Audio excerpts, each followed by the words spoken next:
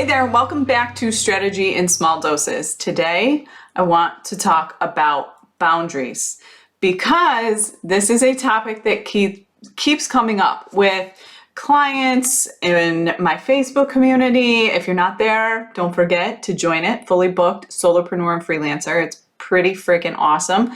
But anyways, let's talk about boundaries because you have to set them from the beginning. And don't get me wrong, we've all been there, we've all made that mistake, and we've all not set boundaries. But I want you to really, from this episode on, whenever you're listening to it, think about it, grab a pen and paper, and think about which boundaries you want to set in your business. Because the reality is, the thing you need to understand is that a lot of times we feel like clients are taking advantage of us, that clients don't have any respect for our time, that clients continue to push the boundaries.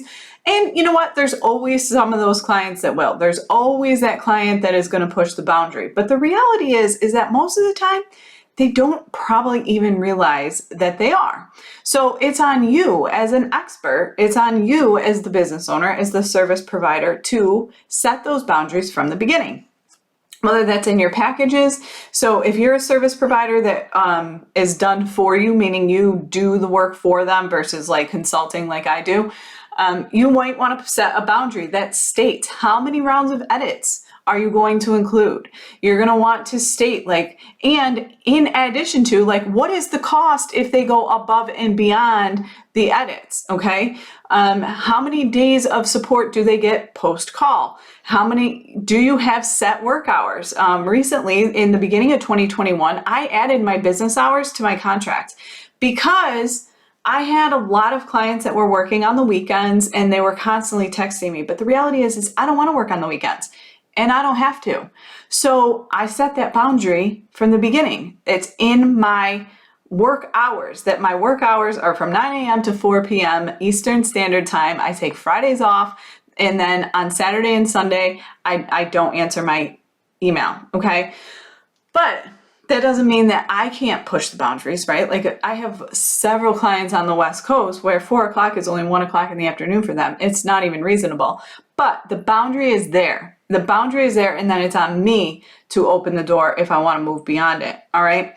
So include that. Include your work hours. Like, what are your work hours? Because the thing is like, if you have a client that is only available on the weekends and you don't want to work on the weekends, there's a good chance it's not a good fit, right? It's not a good client because the reality is you're always going to feel like they're pushing the boundaries, and they're not. It's just when they're available, okay? So you need to think about that. You need to think about your own time management. Like, do you schedule out set projects and you only work with this client? So like if you're doing a VIP day, or if you're doing, so if you offer a VIP day service, for example, like do you do your VIP days on Mondays and Wednesdays? If so, you need to put that and set that boundary with other clients if you have them on retainer, or if you take on a project that on Mondays and Wednesdays I'm unavailable because I'm on client calls, etc. I have a boundary that says on Wednesdays I don't take client calls, okay? Again, once in a while in an emergency, that's on me to push the boundary and stretch it if I choose to, but I set that boundary from the beginning. I don't take calls on Wednesdays. Why? Because I need time to catch up. I cannot be on the phone all day, every single day of the week and still get anything done, right? We still have things that need to get done on the back end of our business. We still have team members that need to be answered. We need to catch up on client work. Like, you have to set those precedences in the beginning. And the reality is that when you do that, your clients will play nice, right? They'll get it. And they're not going to look at you. I don't have a single client that looks at me and thinks I'm being an asshole because I don't want to work on Fridays, right? Does that mean I don't answer their questions? Of course I do. But they also know, hey, 90% of the time, if they do email me, it's, hey, I know you don't work on Fridays, so answer this whenever you get a chance, right?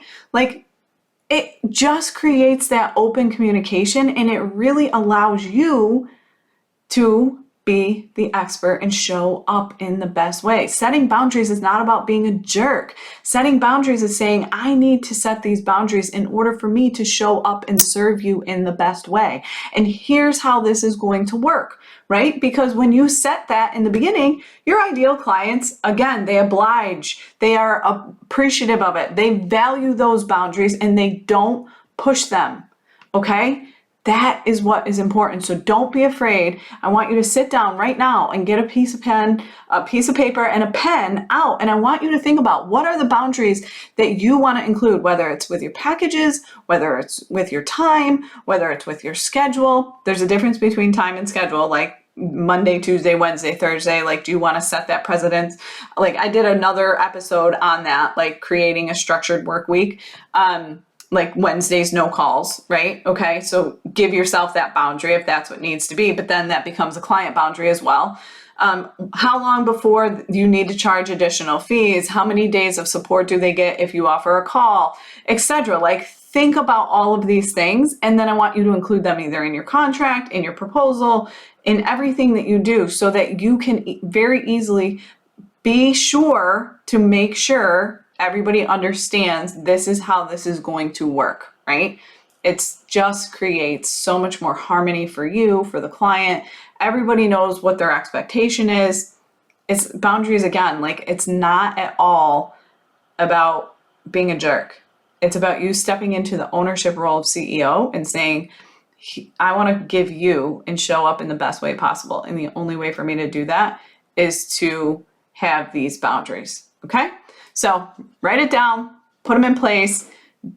Don't bend on them all the time, right? Like, there's always special circumstances that allow us to bend, but don't bend all the time, right? What the hell is the point of having boundaries if all you're going to do is bend the rules and push them, right? No, you need to stick to your own boundaries, because most of the time you're your biggest enemy, right? You put boundaries in place and then you don't stick to them.